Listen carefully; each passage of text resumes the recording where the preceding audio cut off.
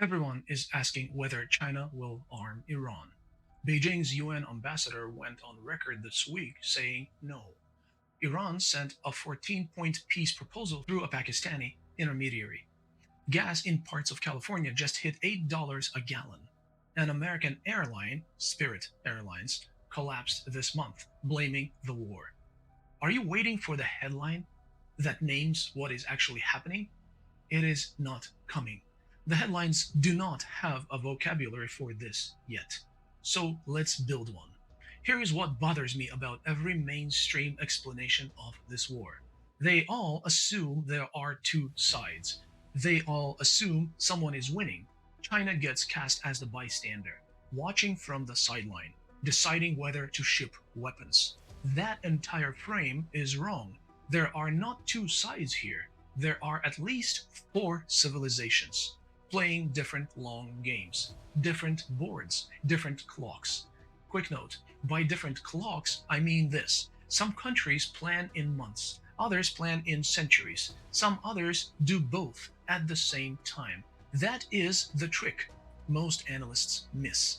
And the one bleeding the most right now might be the most patient of all. This is not new. Empires have done it before. The empire that wins is rarely the one that wins every war. It is the one still standing when the others collapse. Out of money, out of allies, out of moral cover. What if Beijing is not on the sidelines at all? What if China is bleeding on purpose? Let me show you why I think that is exactly what is happening, okay? Here is the surface, the thing the camera is pointed at. The on again, off again ceasefire is off again. The US has rushed 6,500 tons of weapons to Israel. In 24 hours, 115,000 tons total since this war began. Trump asked publicly, quote, "Do we want to go and just blast the hell out of him and finish him forever, or do we want to make a deal?" CENTCOM has prepared strike scenarios on Iran's uranium stockpiles. American Patriot interceptor stockpiles are severely depleted. CSIS reported it. That is the surface. Cable news asks who will blink first. Think tanks ask if China sends shoulder fired missiles. Your dinner table asks if Trump is brilliant or insane. All three debates live at the same level, the loudest level, pure military force. Now pull the camera back a little bit, just 5 degrees, okay? Watch what changes. Before this war, China imported 5 million barrels of oil a day through the Strait of Hormuz. That is roughly a quarter of everything China burns daily. 1 to 2 million of those barrels came from a single supplier, Iran, at heavily discounted prices. The whole thing was locked in by a $4 billion deal signed in 2020, 25 years long. 90% of Iran's oil exports go to one customer, China. When Hormuz turned hot, China's energy supply chain took an immediate hit. China cannot shrug off a quarter of its daily crude. So China is doing what a wounded country always does, publicly playing a peacemaker. The Chinese UN ambassador said this week, quote, "There is no military cooperation between China and Iran. Beijing has its own 5-point peace plan. Phone calls everywhere, positioning as the responsible adult in the room. If you stop reading right here, the story is simple. China is hurt. China wants this to end. But China has spent 2.5 decades watching Washington overspend itself in foreign wars. Iraq, Afghanistan, Libya, now Iran. Each one fought far from American soil. Each one next to corridors China is wiring into its own economy. Each one a hit to the dollar's credibility. Each one a hit to American patience. So which is true? Is China bleeding and desperate to end this? Or is China watching the US burn out, quietly grateful for the fire?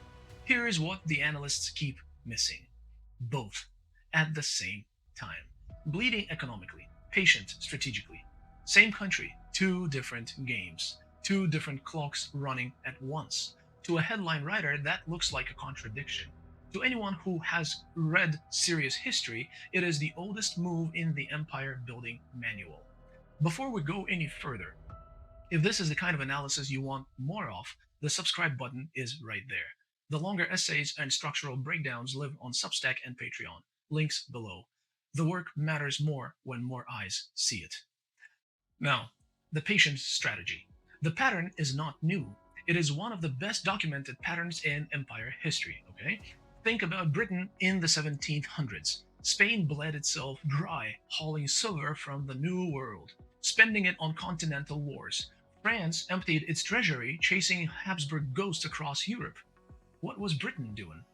Building ships, building banks, building trade routes. The Royal Navy and the Bank of England working together. Everyone else burned through their treasuries on prestige. Britain did not need to win every war. Britain needed to be the one still standing and still solvent when everyone else collapsed. That is exactly what is happening in Beijing right now. When I was a kid, I read about commanders, the kind who could see 3 moves ahead on a battlefield. The best ones never tried to win the current battle. They made sure their army was the only one still standing after everyone else had collapsed under their own weight.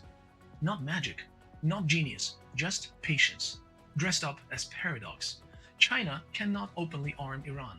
The moment it does, NATO closes ranks. Europe runs back into American arms. The long game ends overnight. So China publicly denies.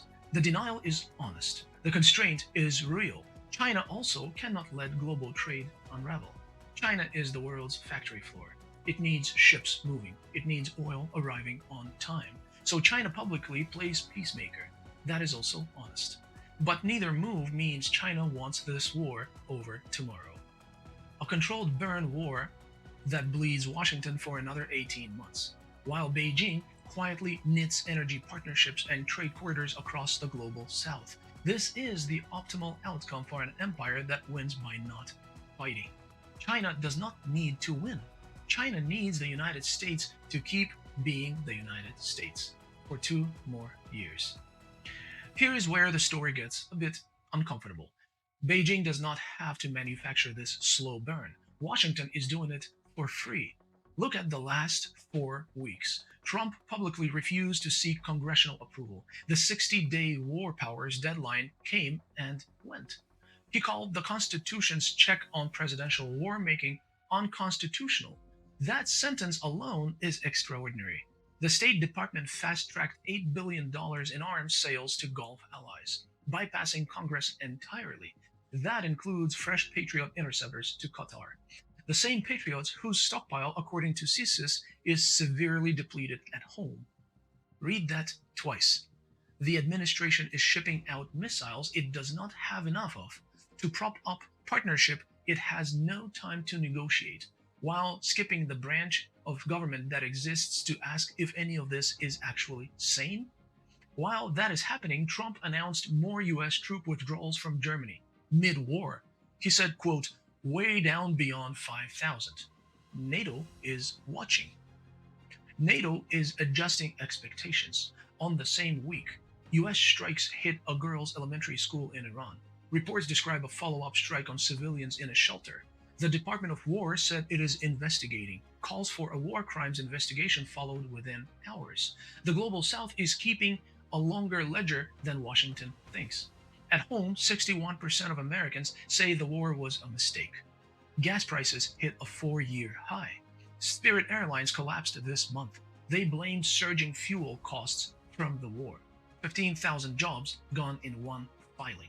Every one of those moves drives a wedge between Washington and Europe, between Washington and its own Congress, and between Washington and 80 years of moral claim on the world.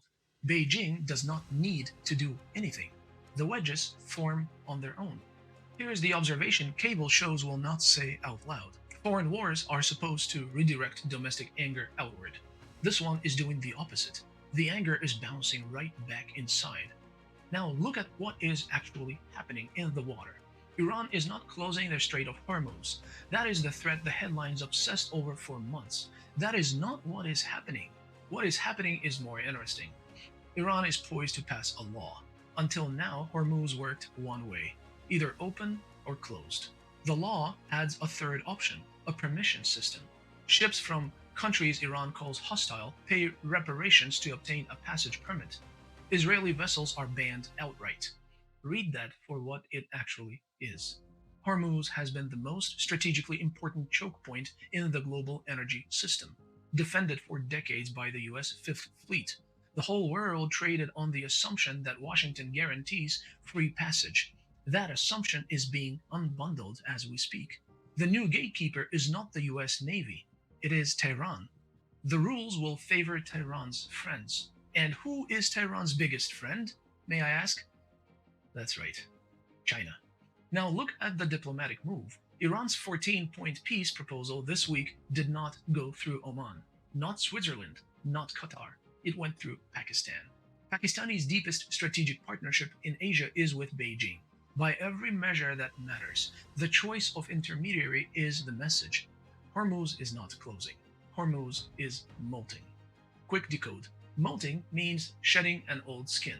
The waterway stays, the rules around it change, the old US guaranteed security falls away. A new shell is taking shape underneath. Permission based, China friendly, dollar loose. Most analysts will not see this for another year.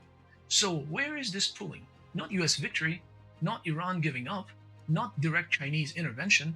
It is something the headlines will not name for another year. It is moving toward a setup where China is the gatekeeper, without China owning anything. The Iranian Hormuz law puts the new system on paper. Pakistan, as intermediary, puts it into diplomacy. The empty Patriot warehouse shows the price the US is paying. Spirit Airlines shows that price hitting Americans at home. China does not need to win. China needs the United States to keep being the United States for 2 more years. Right now, the United States is doing exactly that. Everywhere, all at once. The pattern is set. The actors are in motion. The only question now is which one breaks first, and whether the rest of us are watching the right thing when this happens. If this changed how you read the headlines, the rest is one click away. Subscribe. Substack, Patreon. Buy me a coffee. For the corporate analysts in the audience, my Calendly is open for one-on-one geopolitical work. The link is below. And this is a wrap for today, my friends. I'll see you next week.